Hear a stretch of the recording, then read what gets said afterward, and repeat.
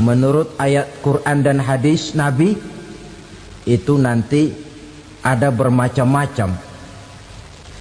Ada orang beriman itu yang dimasukkan surga. Ada orang beriman itu yang dimasukkan ke dalam surga. Ada orang beriman itu yang disebut penduduk surga. Kenapa lain-lain, Pak? Karena waktu di dunia amalannya juga lain-lain.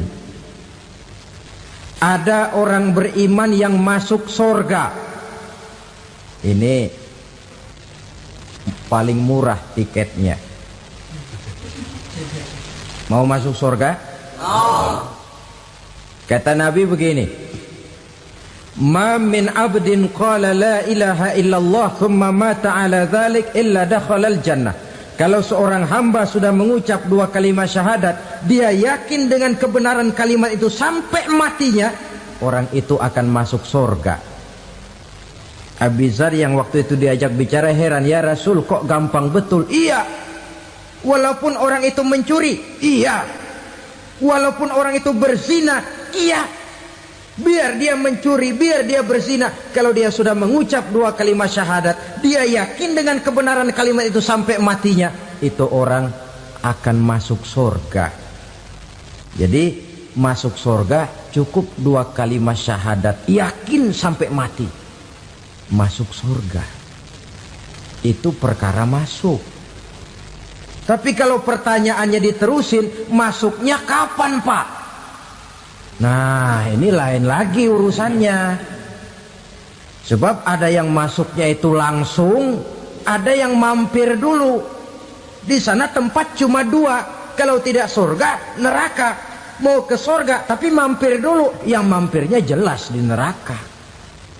Kenapa? Dalam hadis qudsi ada riwayat, nanti itu di akhirat, setelah Allah selesai mengatur penduduk surga masuk surga, yang neraka masuk neraka, Allah berkata kepada malaikat Malik, malaikat Malik, labaik ya Allah, itu bajingan-bajingan tengik, manusia-manusia durjana yang waktu di dunia tidak mau sujud, jauh dari ulama, gemar melakukan yang munkarat dan maksiat, hidup di tengah masyarakat selalu jadi bibit keonaran, kufur, sudah masuk neraka semua.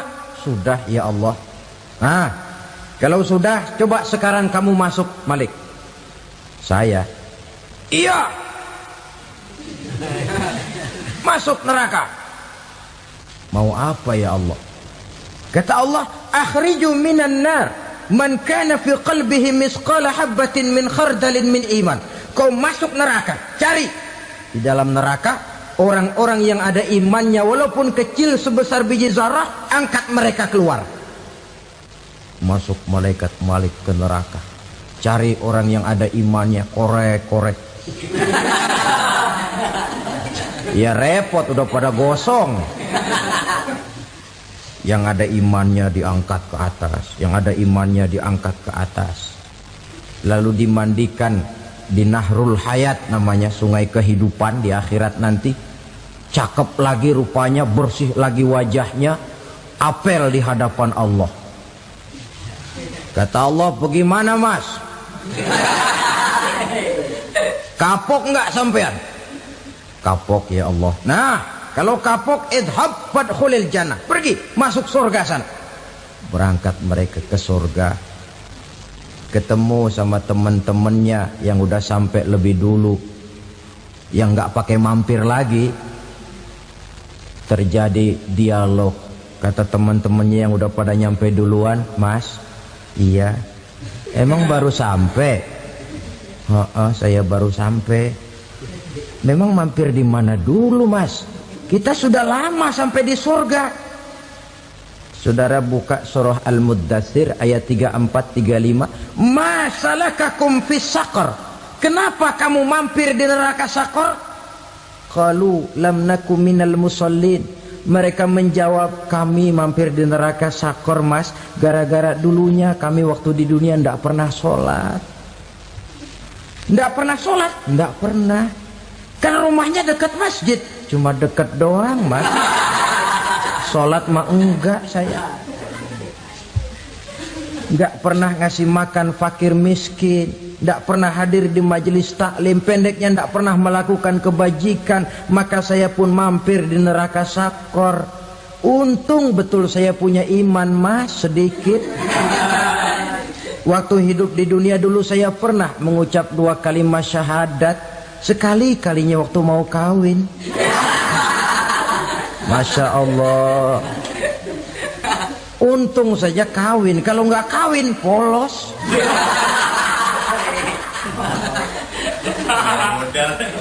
Itu juga pengulu sudah setengah mati ngajarin.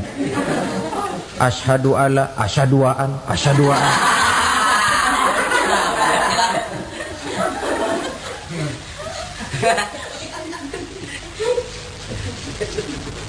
Ini namanya masuk surga, ada mampir dulu. Ada pula orang mukmin itu yang dimasukkan surga. Namanya dimasukkan kan terima beres.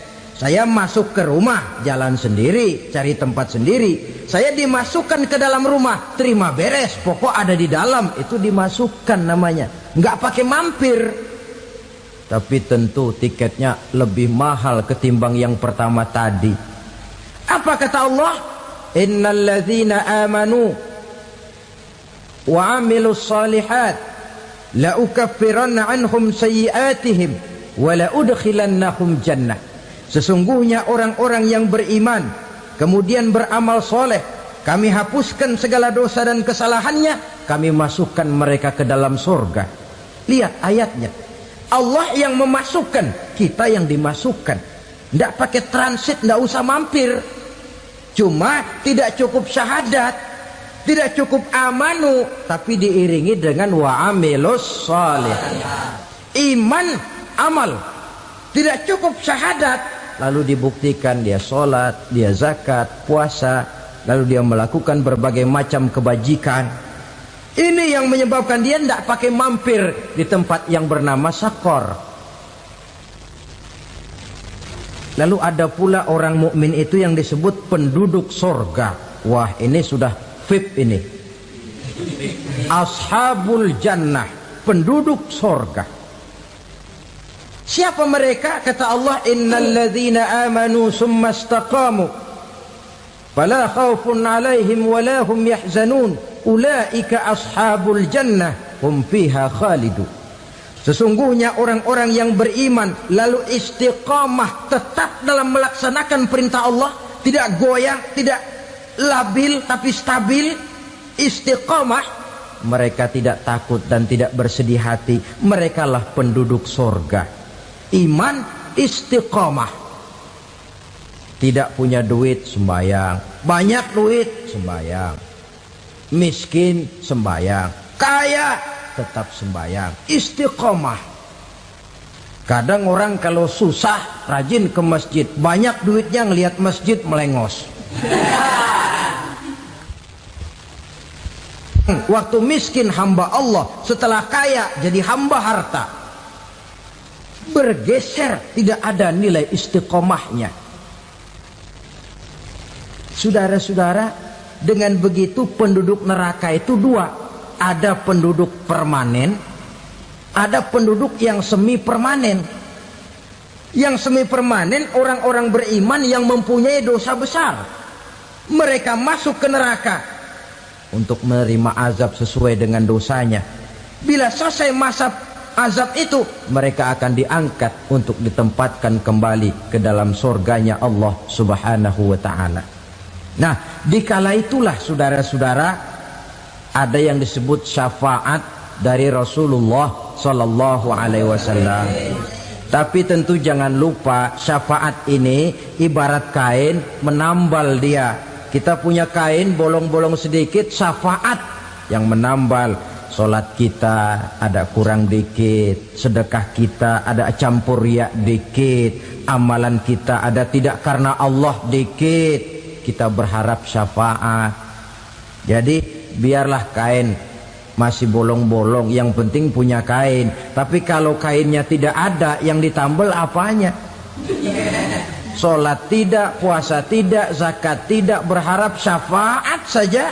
Ya, terlalu berlebihan itu. Saudara hadirin yang saya hormati, apabila selesai proses penghisaban, proses penghitungan, maka dikala itulah manusia terbagi dalam dua kelompok besar. Fariqun fil jannah wa fariqun fis sa'ir. Sekelompok orang-orang beruntung yang masuk ke dalam surga, dan sekelompok lagi masuk ke dalam neraka. Ibu-ibu, saudara-saudara kaum muslimin rahimakumullah. Pada pertemuan yang lalu sudah saya jelaskan bahwa hidup selalu berakhir dengan kematian. Apabila datang kematian menimpa seseorang, datanglah kiamat baginya. Itu yang disebut dengan kiamat kecil. Hakikatnya mati adalah perpindahan dari kehidupan di dunia ini menuju kehidupan di alam barzakh. Menunggu kita di alam barzakh sampai datangnya saat kiamat. Entah 10 tahun, entah 100 tahun, entah 1000 tahun, hanya Allah saja yang maha tahu. Adapun orang-orang beriman yang melakukan amal kebajikan dalam kehidupan di dunia ini, masa penantian yang lama di alam barzakh buat mereka sebentar saja. Tetapi bagi orang-orang kafir yang ingkar, yang tidak beriman kepada Allah, yang hidup di dunia cuma menumpuk-numpuk dosa, tentu penantian di alam barzakh akan merupakan waktu yang sangat lama. Bukankah dalam kehidupan kita waktu itu memang relatif? Contoh misalnya, bagi pemuda-pemudi yang sedang duduk asyik memadu cinta, waktu 4-5 jam saja rasanya cuma 4-5 menit. Tenggelam oleh keasikan. Tapi buat orang yang berbaring di rumah sakit, meratap di balik-balik apa itu tembok derita kata lagu, di balik dinding-dinding penjara, sehari bagai seminggu, seminggu rasa sebulan, sebulan boleh jadi rasa setahun. Penantian yang sangat lama.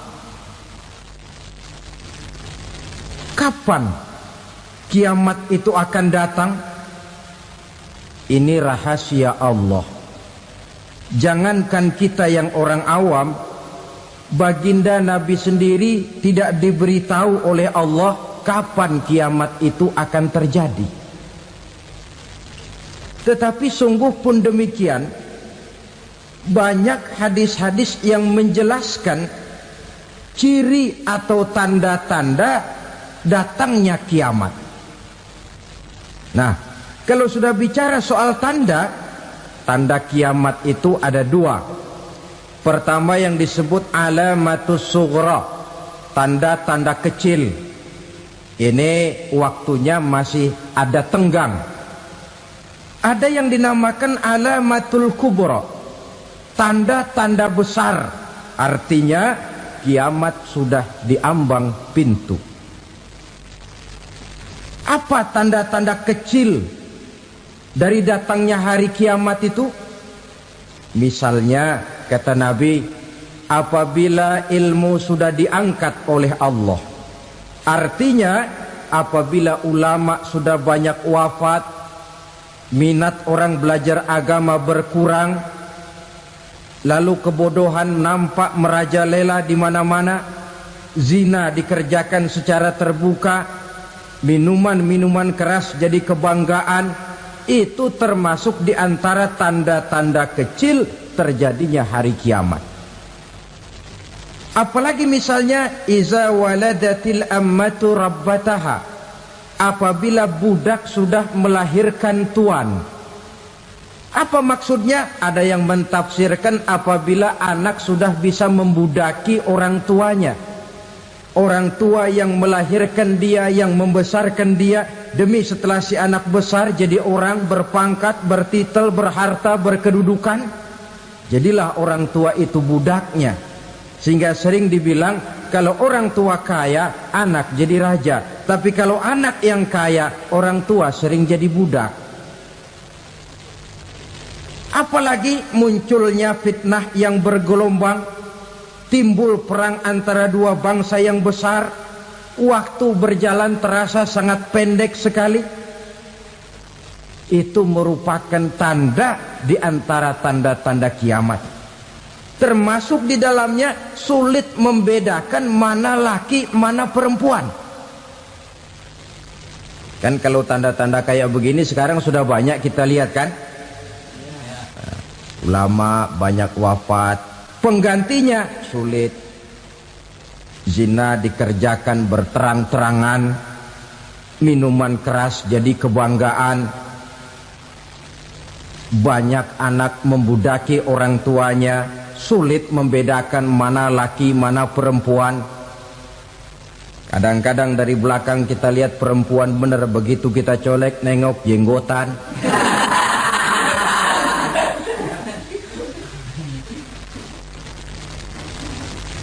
Ini termasuk tanda-tanda kecil. Masih ada tenggang sampai akan terjadinya kiamat itu. Nah, yang dimaksud dengan tanda-tanda besar, ini tanda besar artinya kiamat sudah diambang pintu. Pertama, matahari terbit dari sebelah barat. Apabila matahari sudah terbit dari arah sebelah barat, tertutuplah sudah pintu taubat. Bersabda Nabi kita, la taqumus sa'atu hatta tatlu'a syamsu min maghribiha. Tidak akan datang hari kiamat sampai matahari terbit dari arah sebelah barat. Fa iza tala'at, manakala matahari telah terbit dari arah sebelah barat, wara'ahan nasu, manusia banyak menyaksikan itu, amanu ajma'un, mereka pun lalu beriman. Yang tadinya kafir, yang tadinya ingkar, yang tadinya membangkang, setelah melihat matahari terbit dari sebelah barat, buru-buru beriman, berlomba-lomba mengucap dua kalimat syahadat. Tapi apa yang terjadi? Kata Nabi, wadzalika hina la yanfa'u nafsan imanuha lam takun amanat min qabl. Hari itu adalah hari yang iman sudah tidak berguna lagi bagi seseorang apabila sebelumnya memang dia tidak pernah beriman. Au kasabat fi imaniha khaira, atau beriman tetapi tidak pernah melakukan kebajikan di dalam keimanannya itu. Hari yang sudah kasib, hari yang sudah terlambat, beriman tidak akan ada gunanya lagi. Ini pelajaran buat kita. Sebelum sang surya terbit dari sebelah barat, sebelum nafas sampai di tenggorokan, artinya pintu taubat masih terbuka. Kalau dua hal itu sudah terwujud, nafas sudah sampai di kerongkongan atau matahari sudah terbit dari arah sebelah barat, tertutuplah sudah pintu taubat. Tak ada lagi gunanya pangkat, jabatan, harta, bahkan beriman pun dalam suasana macam itu. Too late, kata orang Kulon. Sudah terlambat. Matahari terbit dari arah sebelah barat. Itu tanda besar, artinya kiamat sudah diambang pintu. Lalu apalagi tanda besar? Munculnya Dajjal. Dajjal artinya pendusta-pendusta yang menyesatkan manusia. Ada dua macam Dajjal, saudara. Ada Dajjal kecil. Ini Dajjal kelas teri. Kalau ini sejak zaman Rasulullah sudah ada itu. Tiap zaman ada. Di zaman Rasulullah misalnya ada yang bernama Aswad al-Unsi dari Yaman. Ada yang namanya Musailamah Al-Kazzab dari Yamamah. Ada yang namanya Ibnu Sayyad dari Madinah. Ini dajjal-dajjal di zaman Rasul. Musailamatul Kazzab memproklamirkan diri jadi nabi dia. Di zaman Rasul masih hidup. Ini dajjal zaman Nabi. Di zaman sahabat muncul dajjal-dajjal. Di zaman kita sekarang ini dajjal-dajjal pun gentayangan. Dajjal-dajjal kelas teri. Kerjanya mendustakan manusia, menyesatkan manusia, memalingkan manusia dari jalan yang benar dan diridhoi oleh Allah Subhanahu wa taala. Adapun yang merupakan tanda besar dari datangnya kiamat, dajjal-dajjal kelas kakap. Pembohong-pembohong besar yang menyesatkan masyarakat manusia berpaling dari jalan Allah mengikuti jalan mereka. Apa sih ciri dajjal itu? Kata Nabi dalam hadis Bukhari Muslim, inna dajjala, sesungguhnya yang namanya dajjal itu yakhruju, satu saat akan muncul mendekati hari kiamat. Wa inna ma'ahu ma'an, si dajjal ini membawa air. Wa naran, dan juga membawa api. Dua simbol. Di tangan yang satu dia bawa air, di tangan yang satu dia bawa api. Wa ammal ladzi yarahu an-nasu ma'an fanarun, adapun yang orang banyak lihat air, hakikatnya adalah api. Yang dilihat api, hakikatnya adalah air. Oleh sebab itu, kalau api yang ditawarkan, ambillah air. Kalau air yang ditawarkan, pilihlah api. Maksudnya apa ini? Ini bahasa simbol, saudara-saudara. Dajjal bicaranya seolah-olah untuk kepentingan manusia. Menawarkan surga. Surga yang dia tawarkan hakikatnya neraka. Hai manusia, kalau kau mau bahagia, jangan dekat-dekat dengan agama. Sholat itu tidak efektif dan efisien, tidak produktif dari segi ekonomi itu. Menghadiri majelis taklim cuma buang-buang waktu. Tahajud, tasbih, tahlil, baca Quran, apa itu? Pekerjaan mubazir saja. Hidup ini cuma sekali, masa yang cuma sekali, manfaatkan dengan sebaik-baiknya. Mumpung, dibawanya sifat mumpung tetapi dalam pengertian yang sangat negatif. Bicaranya seolah-olah untuk kepentingan manusia, tetapi sebenarnya menjerumuskan manusia. Menawarkan air tapi sebenarnya api. Menawarkan api tapi hakikatnya air. Buat apa kamu sholat? Buat apa kamu bayar zakat? Buat apa kamu puasa? Surga yang dicanangkan dajjal hakikatnya neraka. Neraka yang digambarkan dajjal pada dasarnya adalah surga. Jadi memutarbalikkan fakta itu kerjaan dajjal. Yang hak jadi batil, yang batil dibilang hak, yang benar jadi salah, yang salah malah jadi benar. Tuntunan disuruh jadi tontonan, tontonan malah menjadi tuntunan. Itu pekerjaan dajjal profesinya. Zamannya Nabi Adam, dajjalnya kan iblis. Betul? Betul. Apa sih gang kerayuan iblis itu? Allah setelah menciptakan Nabi Adam kan bilang, Adam, kau dan istrimu Hawa tinggal di surga ini. Seluruh fasilitas yang ada di surga persilahkan kau nikmati. Satu yang tidak boleh, jangan coba-coba dekati pohon khuldi. Dekat saja jangan, apalagi sampai memetiknya. Datang dajjal yang namanya iblis ini. Adam, kamu tahu nggak kenapa tidak boleh makan buah khuldi? Ya nggak tahu, pokoknya saya dilarang. Bodoh kamu Dam. Khuldun artinya kekal. Kalau kamu makan itu buah, kau akan kekal di surga buat selamanya. Allah tidak kepengen, maka dilarang kamu makan buah khuldi. Kalau kau ingin kekal di surga Adam, makan saja. Saya bicara begini ini untuk kepentingan kamu Adam. Ini kan ciri-ciri Dajjal. Bicaranya sih seolah-olah untuk kepentingan Nabi Adam, hakikat sebenarnya menjerumuskan Nabi Adam supaya ingkar dan melanggar larangan dari Allah Subhanahu wa ta'ala. Jadi setelah muncul Dajjal, timbul kekacauan-kekacauan di masyarakat. Banyak yang terpengaruh, terpedaya dan terpesona. Termasuk mereka yang memproklamirkan diri jadi nabi, mereka yang memproklamirkan diri jadi rasul di zaman sesudah Rasulullah wafat. Itu adalah Dajjal.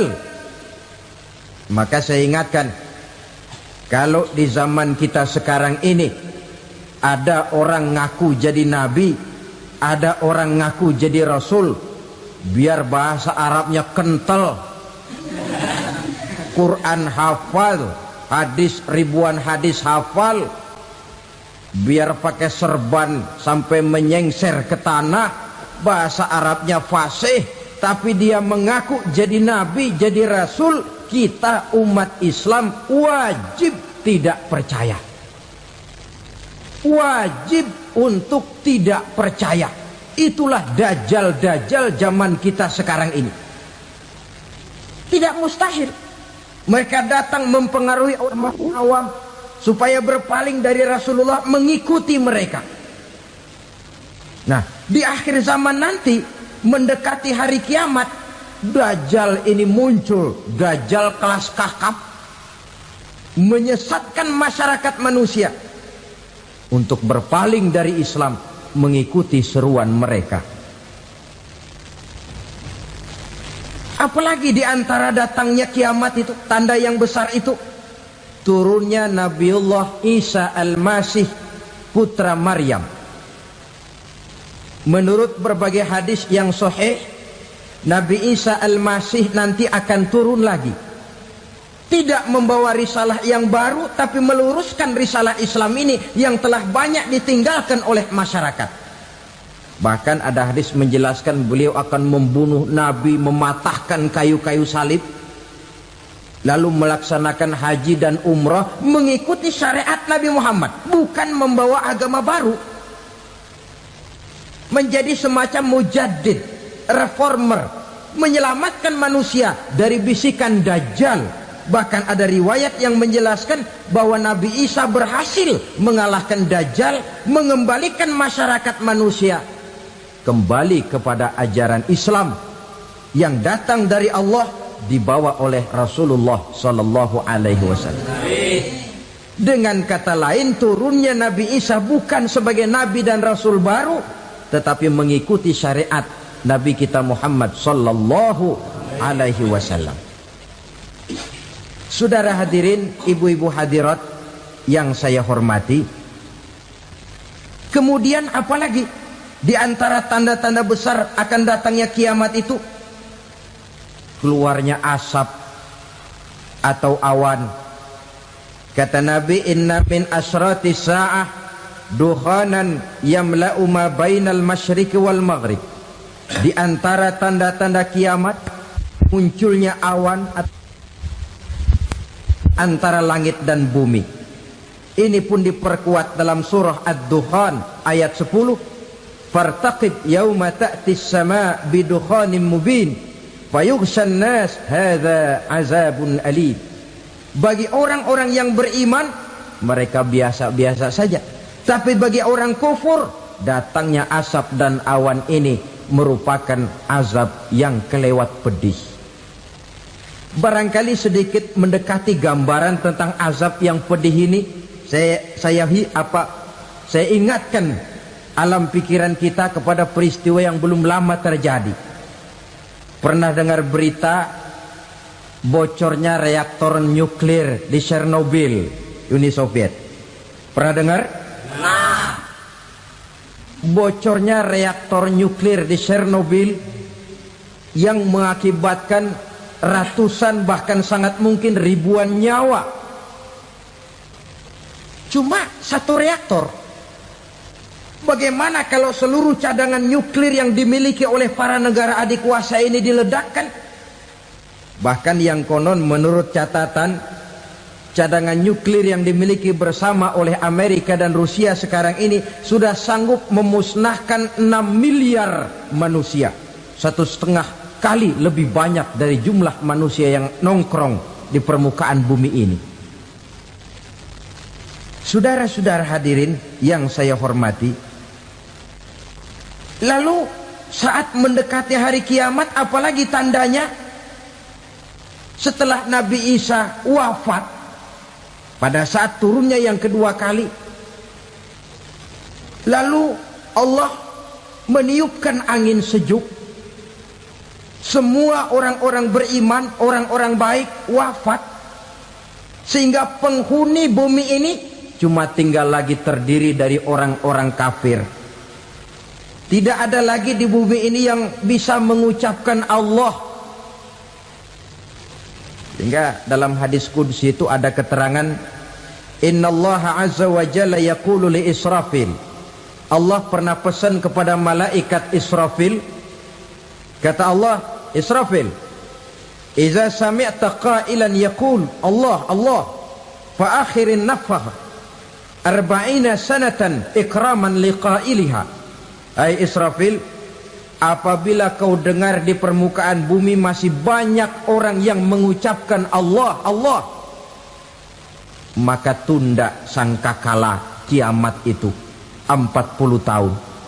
Untuk apa? Ikraman liqailiha, menghormati orang yang mengucapkan Allah Allah itu. Wah, jadi karena sekarang masih banyak yang mengucapkan Allah, besar hatilah kita, masih jauh kiamat itu. Tapi jangan lupa, kiamat pribadi, kiamat kecil itu yang gak kita sangka-sangka. Ajal datang mencabut nyawa, itu kiamat pribadi. Dan itu yang pasti kita hadapi. Dan itu yang membuat kita tidak boleh bersikap main-main di dalam kehidupan sekarang ini. Saudara hadirin yang saya hormati, tidak ada lagi orang-orang muslim. Seluruh penduduk dunia ini kafir. Lalu terciptalah struktur sosial yang berlandaskan prinsip hidup semau gue. Bakal terjadilah prinsip di mana yang kaya menyantap yang miskin, yang kuat menindas yang lemah. Hidup sudah bagaikan di rimba belantara, berlaku hukum rimba. Siapa yang kuat dia yang menang, siapa yang lemah menjadi mangsa. Timbul kekacauan, maksiat merajalela, munkarat menjadi-jadi, sehingga isi bumi ini penuh dengan segala macam perbuatan dosa. Tidak ada perlunya lagi alam diperpanjang temponya. Datang saat yang sudah dijanjikan oleh Allah Azza wa Jalla, maka terjadilah yang disebut kiamat kubra, kiamat besar, kiamat ancur-ancuran. Bagaimana kejadian ini dimulai? Dalam surah Az-Zumar ayat 68, Allah Subhanahu wa taala berfirman, wa nufikha fis suri fasa'iqa man fis samawati wa man fil ardi illa man sya'allahu. Maka manakala ditiuplah sangkakala, terkejutlah seluruh yang ada di langit dan seluruh yang ada di bumi. Bila saat kiamat datang, Allah perintah malaikat Israfil, Israfil, tiup sangkakalamu. Ditiuplah sangkakala oleh malaikat Israfil. Yang akibat daripada tiupan itu, seluruh yang ada di langit, seluruh yang ada di permukaan bumi terkejut. Yang ada di langit siapa? Malaikat kan. Bayangin aja kalau malaikat kaget, apalagi kita. Terkejut seluruh makhluk yang ada di bumi, yang ada di langit mendengar suara sangkakala itu. Bunyinya tidak sanggup kita bayangkan dahsyatnya. Ledakan nuklir, ledakan neutron, belum apa-apa ketimbang bunyi sangkakala malaikat Israfil ini. Nah, lalu mendengar bunyi sangkakala ini, gemparlah makhluk, kacaulah alam. Bumi gempa, planet-planet bertabrakan, gunung meletus, air laut tumpah ke darat, angin topan bertiup, halilintar menyambar. Lalu semua yang bernama hidup mati total. Mati bareng tanpa persiapan. La haula wala quwata illa billah. Saya kadang-kadang dalam tafakur bermohon, ya Allah, mudah-mudahan saya enggak nemuin kiamat beneran. Ngeri. Tidak bisa kita bayangkan macam apa suasana seperti itu. Allah saja banyak memberikan gambaran, misalnya Al-Qari'ah, wa mal qari'ah, wa ma adraka mal qari'ah. Kejadian yang menggemparkan. Tahukah kamu apa kejadian yang menggemparkan itu? Yauma yakunun nasu kal farasil mabsus wa takunul jibalu kal ihnil manfus. Pada saat itu manusia berterbangan bagai kupu-kupu, gunung berterbangan seperti kapas ditiup angin. Gunung saja macam kapas, konon lagi manusia. Kematian total, mulai semut sampai gajah mati, jin mati, iblis mati, malaikat mati. Malaikat saja mati. Saudara hadirin yang saya hormati, kematian total yang tanpa persiapan. Orang bilang, Pak, kalau mati bareng begitu yang repot malaikat maut dong ya. Cabut sana, cabut sini. Itu kalau menurut logika kita, mestinya begitu menurut logika. Tapi logika juga yang nggak perlu serepot itu. Sebab untuk mematikan listrik di wilayah DKI, di wilayah Jakarta, nggak perlu tiap rumah didatengin, matiin, ya lama. Cukup dari kantor pusatnya saja PLN tekan satu tombol, gelaplah seluruh Jakarta. Saudara hadirin yang saya hormati, kematian total. Lalu setelah kematian total, planet-planet juga mati, dalam arti tidak bergerak dan beredar. Angin mati, dalam arti tidak bertiup. Air mati, dalam arti tidak ada riak gelombang. Pokoknya semua mati. Kullu nafsin za'iqatul maut. Semua yang bernafas mati. Dalam ayat lain, kullu man 'alaiha fan. Semua yang ada di permukaan bumi fana.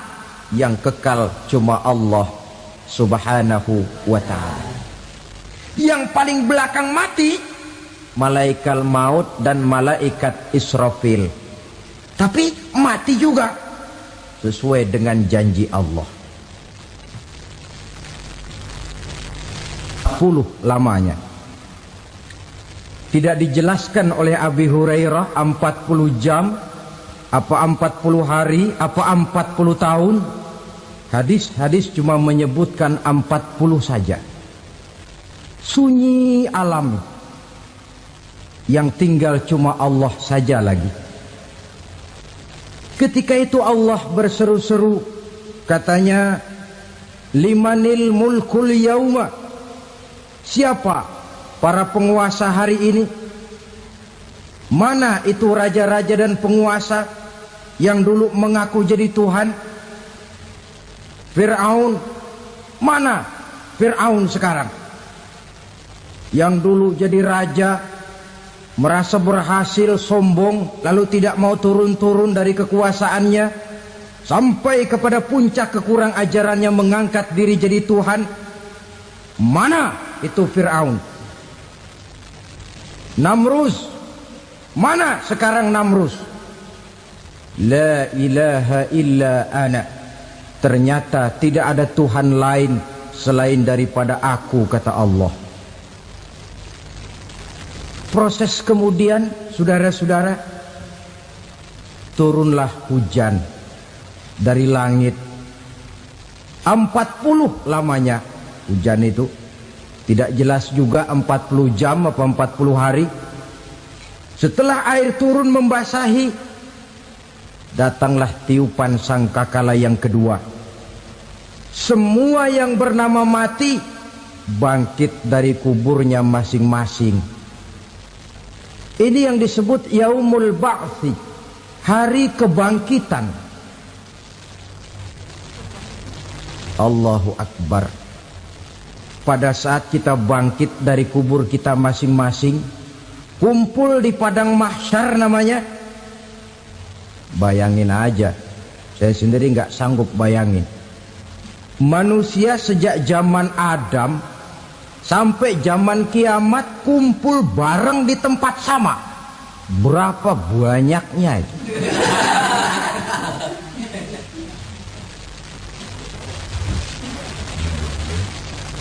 Dan yang luar biasa menurut satu riwayat, pada saat bangkit itu, Masya Allah, roman muka kita berubah, disesuaikan dengan amalan kita waktu di dunia ini. Barang siapa yang waktu di dunia amalannya itu amalan tikus, di akhirat nanti dia bangkit dari kubur, mukanya seperti muka tikus.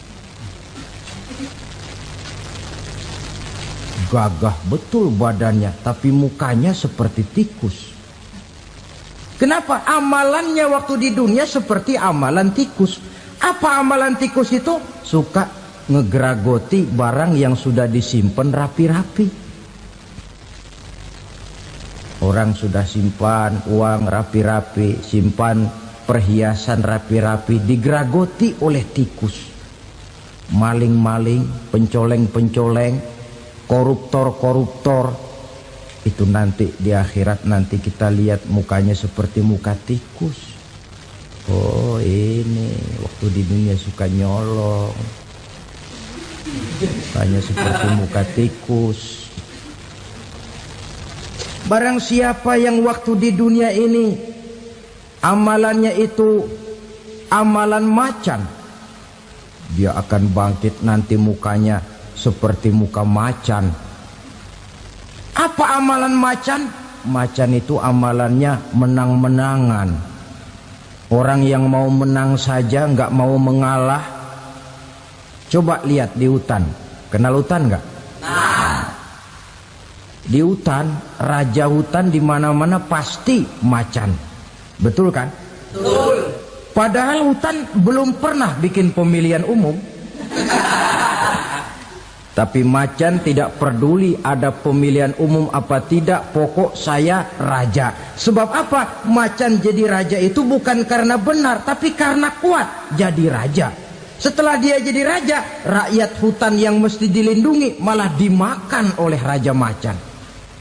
Kambing rakyat hutan dimakan oleh macan.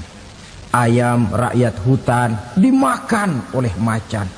Itu nanti kita lihat di akhirat itu mukanya seperti muka macan, gagah betul.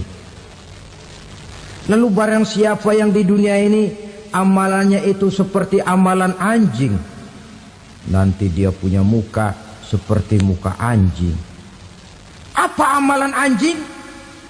Pertama, anjing itu kalau disuruh jaga rumah, dia tidak bisa membedakan mana maling, mana tamu.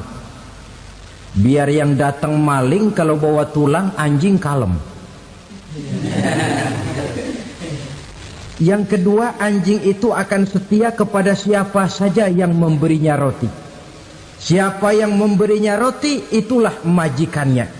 Apa kata majikannya, pasti dia laksanakan. Soal benar atau salah, dia tidak peduli. Setelah anjing dapat roti, dia tidak punya pilihan lain kecuali bilang, abdi mah kumaha juragan wae ayeuna mah.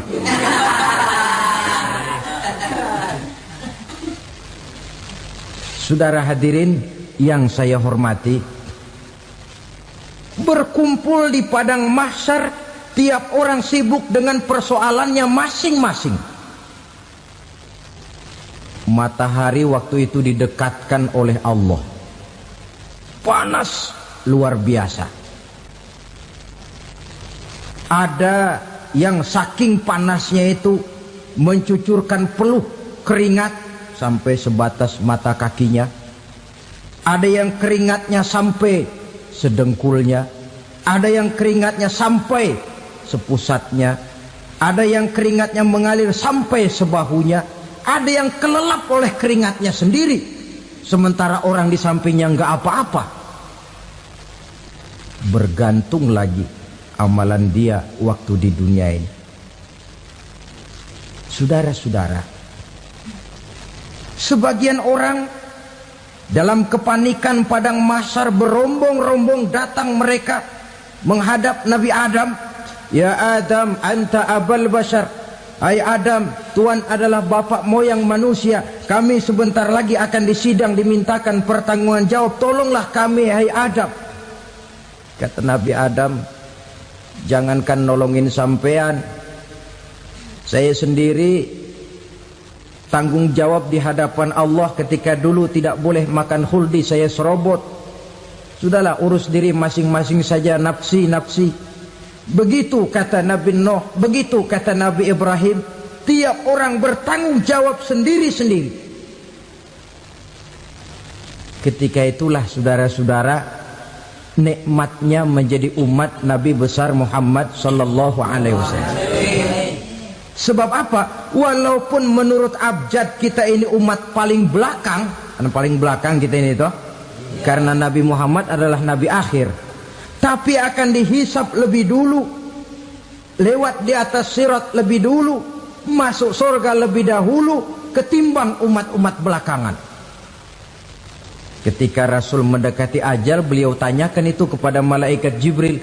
Malaikat Jibril berkata, Muhammad jangan khawatir, Allah sudah berjanji, inni haramtul jannata ala sairil anbiya hatta tadkhulaha anta wa haramtuha ala sairil umami hatta tadkhulaha ummatuka. Surga aku haramkan buat seluruh nabi kecuali kalau engkau Muhammad sudah masuk ke dalamnya, dan surga aku haramkan buat seluruh umat kecuali kalau umatmu Muhammad sudah masuk ke dalamnya.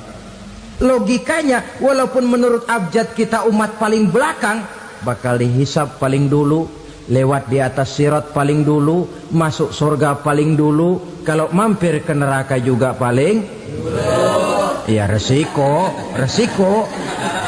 Jangan mau enaknya aja paling dulu. Saudara hadirin yang saya hormati, setelah masa kebangkitan itu jangan dikira begitu bangkit langsung diperiksa. Masih menunggu menanti ribuan tahun perhitungan padang mahsyar untuk sampai kepada proses yang disebut yaumul hisab, hari perhitungan. Seorang demi seorang bakal dipanggil. Bayangkan saja, kita se-RT saja di absen, kadang-kadang perlu waktu lama. Ini manusia sejak zaman Nabi Adam sampai datang hari kiamat, satu demi satu disidang di hadapan Qadhi Rabbul Jalil. Status sosial copot sudah waktu itu. Yang pernah jadi hartawan di situ tidak lagi kelihatan kehartawanannya. Yang pernah jadi jenderal tidak lagi dipanggil jenderalnya. Yang ustadz tidak lagi dipanggil al-mukarramnya. Seluruh status sosial selesai. Dipanggillah kita seorang demi seorang menghadap Qadhi Rabbul Jalil. Bagaimana proses penghisaban itu? Pertama, proses tanya jawab. Di antaranya ada hadis menyatakan, lan tazula qadama 'abdin yaumal qiyamah hatta yus'ala an arba'i khisalin. Besok di hari kiamat tidak akan bergeser telapak kaki seorang hamba sampai dia ditanya lebih dulu tentang 4 persoalan. Tentang ilmunya, kemana ilmu itu diamalkan. Tentang umurnya, di mana umur itu dihabiskan. Tentang masa mudanya, kemana masa muda itu dipakai. tentang hartanya, dari mana harta itu didapat dan kemana harta itu dibelanjakan. Ini termasuk proses tanya jawab. Jadi kalau istilah pengadilan dunia, nama Fulan bin Fulan. Kamu waktu di dunia diberikan umur panjang untuk apa? Pernah mengalami masa muda, kemana kau habiskan masa remajamu? Kau diamanahkan ilmu, dengan apa ilmumu kau amalkan? Kau diberikan harta, dari mana harta kau dapat, kemana kau belanjakan? Tak seorang pun yang bisa mungkir. Sebab apa? Dikala itu yang menjadi saksi bukan orang. Yang menjadi saksi adalah seluruh anggota badan kita. Tangan bicara, kaki jadi saksi terhadap seluruh amalan yang pernah kita kerjakan pada saat kehidupan di alam dunia ini. Selesai proses tanya jawab, lalu diperlihatkan buku catatan kita waktu hidup di dunia ini. Jangan lupa Allah itu menyiapkan 2 superkomputer kepada kita. Sebelah ditempelin sebelah kanan, yang sebelah tempelin di sebelah kiri. Komputer itu namanya Raqib dan Atid. 2 malaikat yang apabila baik kita lakukan, refleks saja akan menulis kebajikan kita. Jahat kita kerjakan, akan tertulis. Catatan itu nanti diperlihatkan kepada kita. Waduh, alangkah malunya pada saat diperlihatkan catatan kita, buku rapot kita merah melulu. Barangkali diperiksa sambil diomelin, brengsek lo.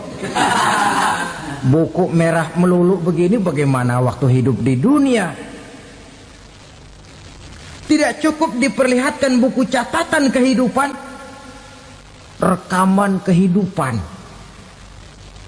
Rekaman kehidupan kita secara utuh sejak terlahir sampai ajal datang merenggut nyawa. Barangkali mirip dengan video sekarang ini, di mana terekam dengan baik seluruh kegiatan kita, sejak yang sekecil-kecilnya sampai kepada yang sebesar-besarnya. Untuk kemudian kita pun menerima balasan. In khairan fa khairun wa in syarran fa syarrun. Kalau baik ya baik balasannya, kalau jahat ya jahat juga balasannya. Catatan-catatan kita diberikan. Kalau banyak kebajikannya diberikan di tangan kanan dengan cara yang halus. Kalau banyak kejahatannya diberikan dari sebelah kiri atau dilempar dari belakang. Itulah sebabnya sejak di dunia ini kita sudah mohon kepada Allah. Ketika berwudu membasuh tangan kanan, apa kita bilang? Allahumma a'tini kitabi biyamini wa hasibni hisaban yasira. Ya Allah, berikan saya kitab di tangan kanan, dan kalau saya memang perlu dihisap, hisaplah saya yang seringan-ringannya. Tangan kiri berlindung kita kepada Allah, jangan sampai diberikan kitab di tangan kiri atau dari arah sebelah belakang. Wa a'udzubika an tu'tiya kitabi bishimali aw min wara'i zuhri, dari arah sebelah belakang. Na'udzubillah min dzalik. Setelah selesai lewat proses penghisaban, lewat mizan, timbangan, maka yang sudah selesai dihisab itu bergeraklah menuju sirat, jembatan yang terbentang menuju surga melalui neraka. Saudara-saudara, panjangnya perjalanan sirat itu memakan waktu ratusan tahun. Tetapi orang yang lewat di atas sirat pun macam-macam, bergantung amalannya ketika di dunia ini. Ada yang lewat di atas sirat itu kal barkil khatib, seperti kilat yang menyambar, lep, sudah sampai dia di surga. Cepat bukan main. Ada yang lewat di atas sirat itu seperti orang lari-lari. Ada yang lewat di atas sirat itu seperti orang jalan biasa. Ada yang sambil merangkak, ada yang sambil ngesor, ada yang sambil gelayutan, ada yang selamat sampai ke ujung ke surga, ada yang tergelincir jatuh masuk ke dalam neraka, bergantung amalannya dalam kehidupan di dunia sekarang ini. Tiap kita akan melewati yang namanya sirat ini. Saudara-saudara kaum muslimin yang saya hormati, dengan demikian mereka yang selamat melalui sirat sampai ke terminal akhir surga, mereka yang ketika dihisab ternyata banyak kejahatannya daripada kebaikannya, mereka singgah di dalam neraka. Nah, adapun orang-orang yang beriman menurut ayat Quran dan hadis Nabi itu nanti ada bermacam-macam. Ada orang beriman itu yang dimasukkan surga. Ada orang beriman itu yang dimasukkan ke dalam surga. Ada orang beriman itu yang disebut penduduk surga. Kenapa lain-lain, Pak? Karena waktu di dunia amalannya juga lain-lain. Ada orang beriman yang masuk surga. Ini paling murah tiketnya. Mau masuk surga? Kata Nabi begini, ma min abdin qala la ilaha illallah thumma mata ala dhalik illa dakhalal jannah. Kalau seorang hamba sudah mengucap dua kalimat syahadat, dia yakin dengan kebenaran kalimat itu sampai matinya, orang itu akan masuk surga. Abi Dzar yang waktu itu diajak bicara heran, ya Rasul kok gampang betul? Iya, walaupun orang itu mencuri, iya, walaupun orang itu berzina, iya. Biar dia mencuri, biar dia berzina, kalau dia sudah mengucap dua kalimat syahadat, dia yakin dengan kebenaran kalimat itu sampai matinya, itu orang akan masuk surga. Jadi masuk surga cukup dua kalimat syahadat, yakin sampai mati, masuk surga. Itu perkara masuk. Tapi kalau pertanyaannya diterusin, masuknya kapan, Pak?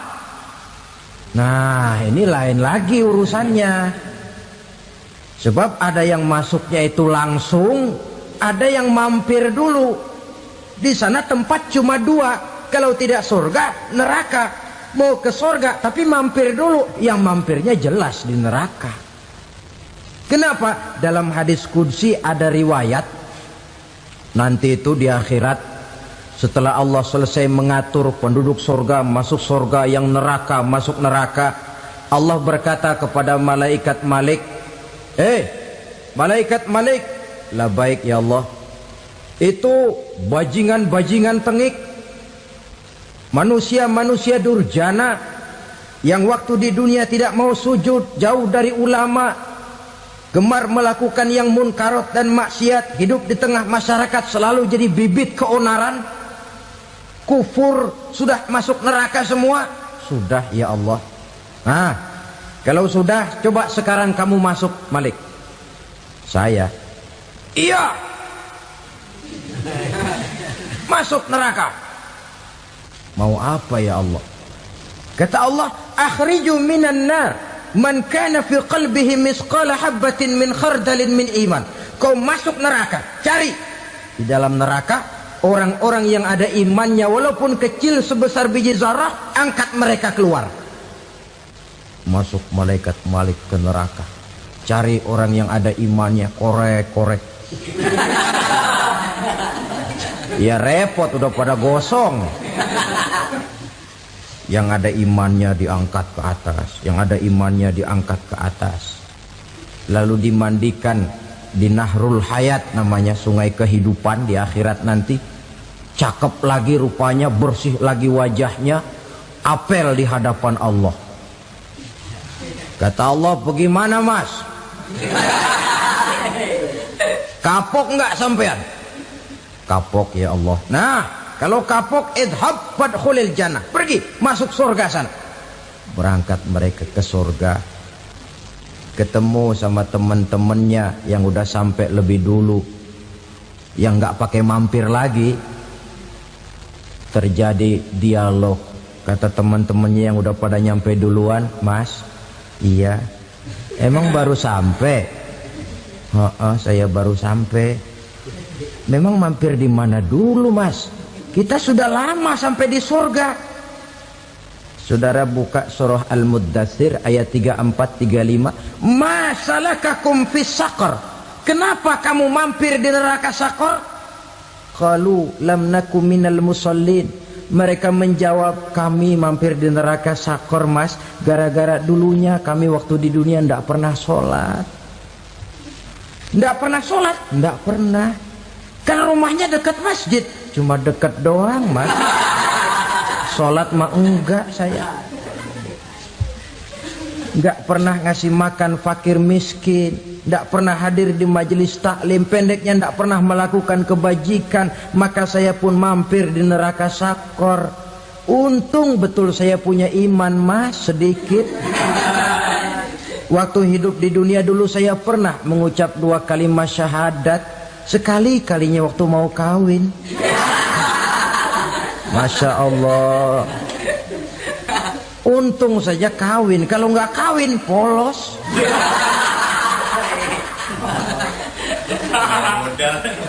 Itu juga pengulu sudah setengah mati ngajarin. Asyhadu alla, asyaduaan, asyaduaan.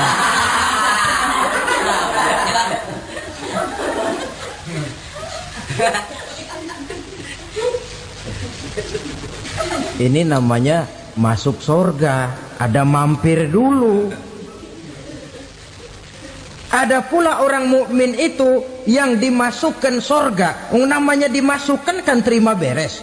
Saya masuk ke rumah, jalan sendiri, cari tempat sendiri. Saya dimasukkan ke dalam rumah, terima beres, pokok ada di dalam, itu dimasukkan namanya. Nggak pakai mampir. Tapi tentu tiketnya lebih mahal ketimbang yang pertama tadi.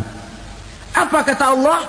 Innal ladzina amanu wa amilus salihat la ukaffiranna anhum sayyi'atihim wa la udkhilannahum jannah. Sesungguhnya orang-orang yang beriman kemudian beramal soleh, kami hapuskan segala dosa dan kesalahannya, kami masukkan mereka ke dalam surga. Lihat ayatnya, Allah yang memasukkan, kita yang dimasukkan. Tidak pakai transit, tidak usah mampir. Cuma tidak cukup syahadat, tidak cukup amanu, tapi diiringi dengan wa'amilus salih. Iman, amal. Tidak cukup syahadat, lalu dibuktikan dia sholat, dia zakat, puasa, lalu dia melakukan berbagai macam kebajikan. Ini yang menyebabkan dia tidak pakai mampir di tempat yang bernama Saqar. Lalu ada pula orang mukmin itu yang disebut penduduk surga. Wah, ini sudah VIP ini. Ashabul jannah, penduduk surga. Siapa mereka? Kata Allah, innal ladzina amanu summa istaqamu fala khaufun 'alaihim wala hum yahzanun ulaika ashabul jannah hum fiha khalidun. Sesungguhnya orang-orang yang beriman lalu istiqamah, tetap dalam melaksanakan perintah Allah, tidak goyah, tidak labil tapi stabil, istiqamah, mereka tidak takut dan tidak bersedih hati. Merekalah penduduk surga. Iman, istiqamah. Tidak punya duit, sembayang. Banyak duit, sembayang. Miskin, sembayang. Kaya, tetap sembahyang, istiqomah. Kadang orang kalau susah rajin ke masjid, banyak duitnya ngelihat masjid melengos. Waktu miskin hamba Allah, setelah kaya jadi hamba harta. Bergeser, tidak ada nilai istiqomahnya. Saudara-saudara, dengan begitu penduduk neraka itu dua. Ada penduduk permanen, ada penduduk yang semi permanen. Yang semi permanen orang-orang beriman yang mempunyai dosa besar. Mereka masuk ke neraka untuk menerima azab sesuai dengan dosanya. Bila selesai masa azab itu, mereka akan diangkat untuk ditempatkan kembali ke dalam surganya Allah Subhanahu wa ta'ala. Nah, dikala itulah saudara-saudara, ada yang disebut syafaat dari Rasulullah Sallallahu Alaihi Wasallam. Tapi tentu jangan lupa, syafaat ini ibarat kain menambal dia. Kita punya kain bolong-bolong sedikit, syafaat yang menambal. Solat kita ada kurang dikit, sedekah kita ada campur riak dikit, amalan kita ada tidak karena Allah dikit, kita berharap syafaat. Jadi biarlah kain masih bolong-bolong, yang penting punya kain. Tapi kalau kainnya tidak ada, yang ditambal apanya? Solat tidak, puasa tidak, zakat tidak, berharap syafaat saja. Ya, terlalu berlebihan itu.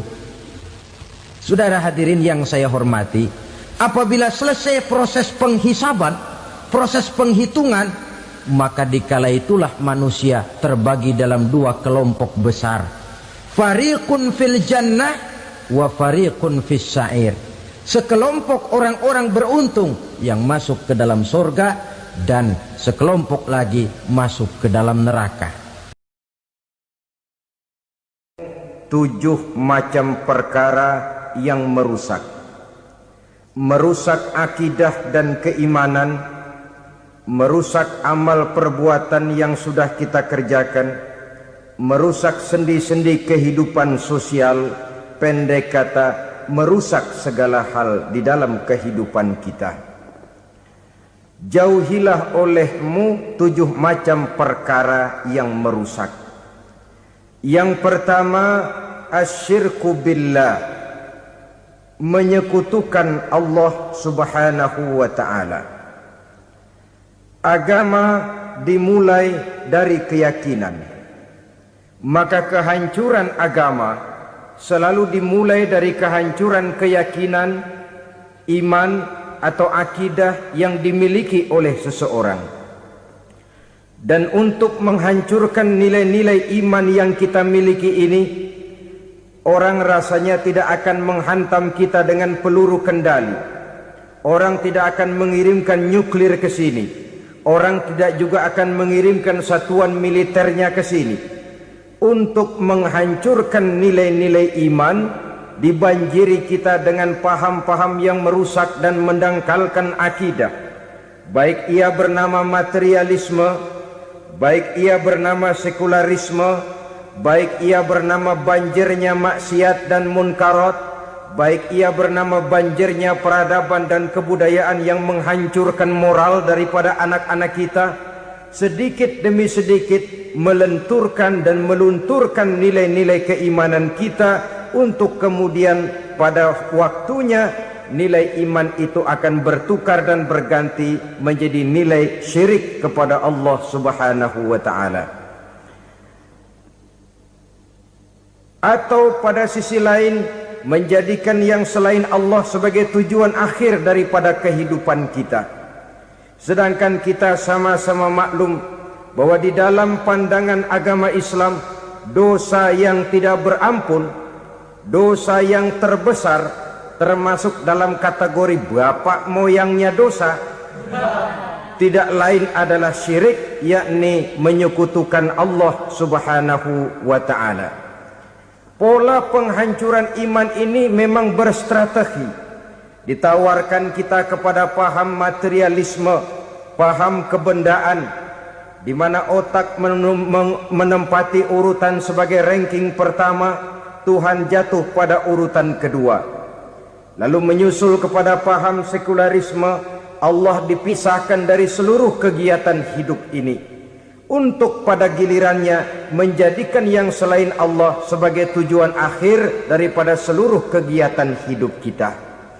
Oleh karenanya, kewajiban menjaga nilai-nilai iman ini merupakan kewajiban yang mulia tetapi berat, tidak hanya untuk kita, tetapi juga bagaimana mewariskannya kepada anak-anak kita, generasi yang akan datang. Orang-orang tua bijaksana yang diceritakan di dalam Al-Quran, kalau sudah berpikir tentang anak-anaknya, Pertanyaan yang paling mereka risaukan ialah, ma ta'buduna min ba'di? Anakku, kalau pada satu saat aku, ayahmu sudah tidak ada lagi di dunia ini, meninggalkan kamu semua, ma ta'buduna min ba'di? Apa yang akan kamu sembah, nak? Jikalau sekarang ayahmu masih mau ke masjid, masih mau melakukan rukuk dan sujud, masih beribadah menyembah Allah Subhanahu wa ta'ala, kalau orang tuamu sudah tidak ada, ma ta'buduna min ba'di? Masihkah engkau mau datang ke masjid? Masihkah engkau mau rukuk dan sujud? Masihkah engkau mau menyembah Allah Subhanahu wa ta'ala? Pertanyaan ini yang dipikirkan oleh Nabi Yakub kepada putra-putranya. Pertanyaan ini yang diteruskan oleh Nabi Ibrahim kepada anak-anaknya. Pertanyaan ini yang diwariskan oleh generasi ulama salafus saleh kepada para generasi berikutnya. Bagaimana kita generasi sekarang? Kita orang-orang tua sekarang bukan berfikir ma ta'buduna min ba'di, malah yang kita fikirkan ma ta'kuluna min ba'di. Kalau bapak tidak ada nanti kamu makan apa, nak? Perkara kamu nyembah apa, urusan nomor 18. Yang penting kamu nanti hidup bisa makan, nak. Maka kita sibuk mewariskan harta kepada anak-anak kita. Kita sibuk mewariskan kebun dan tanah kepada anak-anak kita. Kita sibuk mewariskan pabrik kepada anak-anak kita, sementara kita lupa mewariskan intan yang paling mahal, mewariskan mutiara yang paling berharga, yaitu nilai iman kepada Allah Subhanahu wa ta'ala. Alangkah baiknya apabila warisan harta, warisan tanah dan kebun, warisan rumah dan pabrik didasari lebih dahulu dengan mewariskan nilai iman kepada Allah Subhanahu wa ta'ala. Sebagai orang-orang tua, kita boleh bersedih kalau anak kita tidak mengerti komputer. Kita boleh bersedih kalau anak kita tidak mengerti matematika. Kita boleh bersedih kalau anak kita tidak mengerti bahasa Inggris. Tapi sewajarnya lebih bersedihlah kita orang tua jikalau mempunyai anak yang tidak kenal Allah sebagai Tuhannya, yang kemudian tidak mau rukuk dan sujud kepada Allah Tuhannya. Itulah kemalangan yang paling malang bila kita meninggalkan generasi yang tidak bertauhid kepada Allah Subhanahu wa ta'ala. Betapapun anak kita tidak ngerti komputer, saudara, paling-paling kerugiannya cuma kerugian dunia. Masuk dia ke alam barzakh, munkar nakir tidak akan sempat tanya kau belajar komputer apa tidak. Kumpul dia di padang mahsyar, malaikat juga tidak akan tanya matematikamu nilainya berapa. Yang ditanya, kau kenal Allah, kau rukuk dan sujud kepadanya, kau pernah datang ke masjid. Oleh karena itu sekali lagi, menjaga nilai iman tidak hanya untuk kita, tetapi juga mewariskannya kepada anak-anak kita, generasi yang akan datang. Sungguh kemalangan yang paling besar apabila kita meninggalkan anak-anak kita. Mereka kita tinggalkan lemah ekonominya, itu tidak baik. Mereka kita tinggalkan lemah otaknya, itu pun akan membuat mereka tertinggal oleh yang lain. Tapi yang paling celaka, jikalau kita tinggalkan mereka dalam kondisi lemah imannya, rapuh akidahnya, tidak baik dan tidak betul keyakinan hidupnya. Oleh karena itu Nabi berpesan, jauhilah 7 perkara yang merusak. Yang pertama, syirik kepada Allah Subhanahu wa ta'ala. Menyekutukan Allah baik dalam ucapan, dalam keyakinan ataupun dalam perbuatan. Ini perkara pertama yang termasuk 7 perusak besar di dalam kehidupan. Kalau sudah jatuh kita ke lembah syirik, bagaimanapun banyak kebaikan yang kita kerjakan, berjiwa sosial, bertangan pemurah, gemar menolong orang lain, kalau memang dasarnya syirik, maka seluruh kebaikan kita akan hancur, tidak akan ada nilainya dalam pandangan Allah Subhanahu wa ta'ala. Dalam pandangan manusia, mungkin kita dicatat sebagai orang sosial, gemar menolong orang lain, tidak berpangku tangan melihat orang yang mendapat kesulitan, tapi oleh karena dasarnya syirik, dasarnya tidak mentauhidkan Allah, maka seluruh nilai kebaikan yang kita kerjakan tidak akan ada nilainya dalam pandangan Allah Subhanahu wa ta'ala. Maka jagalah iman kita jangan sampai dihinggapi penyakit syirik yang bagaimana kecilnya sekalipun. Sekali lagi, baik syirik dalam bentuk ucapan, syirik dalam bentuk keyakinan, sampai kepada syirik dalam bentuk perbuatan, kita berhindar kepada sifat-sifat yang sedemikian itu. Karena apa? Dalam satu ayat Quran Allah Subhanahu wa ta'ala menjelaskan, innallaha la yaghfiru ayyushraka bih wa yaghfiru ma duna dzalika liman yasha. Allah tidak akan memberi ampun kepada orang-orang yang menyekutukannya, tapi Allah masih mau memberikan ampun kepada dosa-dosa yang selain itu bagi orang-orang yang dikehendakinya. Dosa selain syirik, apabila kita bertaubat, Allah masih mau mengampuni.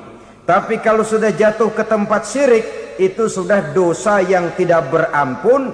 Taubatnya tidak lain melepas syirik, kembali kepada tauhid, berkeyakinan bahwa hanya ada Allah Subhanahu wa ta'ala, Tuhan satu-satunya yang lam yalid walam yulad walam yakul lahu kufuwan ahad.